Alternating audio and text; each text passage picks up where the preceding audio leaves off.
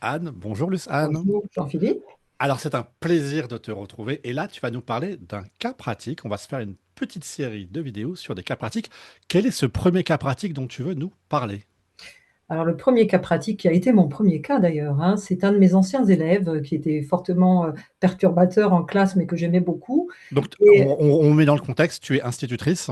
je suis enseignante, donc Voilà. je lâche l'enseignement pour faire du neurooptimal et je suis à la recherche de clients. Donc je vais proposer mes services à des anciens élèves que j'avais un petit peu ciblés.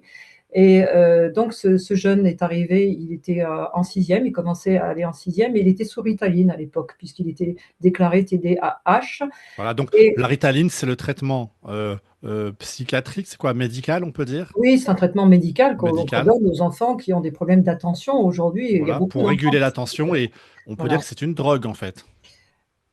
En tout cas, c'est une canne. Et jusqu'à C'est quand une la canne. prendront-ils et par quoi la remplaceront-ils à l'âge adulte? Mm. Ça, je n'en sais rien. Je ne sais pas si on a du recul. En tout cas, ce jeune, je suis allée chercher. Il est venu avec sa maman qui était très curieuse, qui est elle-même infirmière. Et de lui-même, après quelques séances, il a dit à sa mère qu'il ne voulait plus prendre son traitement. Sa maman étant à l'écoute, a arrêté le traitement. Elle s'est quand même arraché les cheveux, hein. Au début, elle m'a dit que c'était un petit peu difficile. Et aujourd'hui, donc ça, c'était dans les années 2015, donc ça fait 10 ans.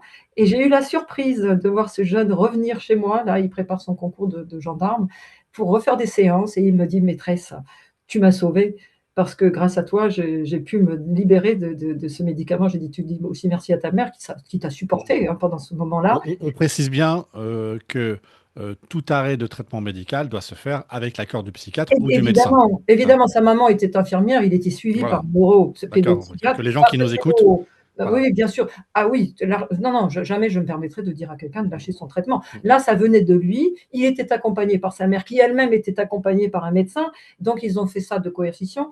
Et aujourd'hui, en tout cas, il me dit le neurofeedback m'a sauvé. Enfin, neurooptimal m'a sauvé. Mm. Et ça, et j'ai vraiment le plaisir. Maintenant, il fait 2,12 m. Et j'ai une petite vidéo de lui, d'ailleurs, quand il était venu. Et il t'appelle maîtresse toujours. Oui, toujours. C'est Les mignon. anciens élèves, même aussi son grand, ils me disent Ben ah, oui, maîtresse. tu restes Merci. leur maîtresse à vie en fait. Voilà, je pense que ça, c'est une belle récompense. Voilà, Ouais. premier Ok, cas. je te remercie. Merci.